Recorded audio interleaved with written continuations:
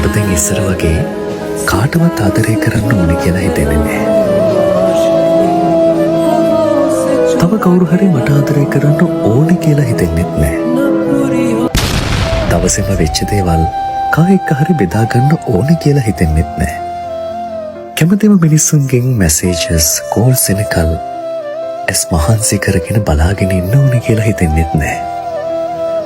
කවුරු මාව දාලා ගියත් කවුරු මා එක්ක හිටියත් මට දැන් ලොකු හැඟීමක් නැහැ. මං හැමෝටම මට පුළුවන් විදිහට උදව් කරනවා. හොයලා බලනවා. අඩුම තරමේ මං ආපහු ස්තුතියක්වත් බලාපොරොත්තු වෙන්නේ නැහැ. මට පුළුවන් උපරිමයෙන් මම මිනිසුන්ට දේවල් කරනවා.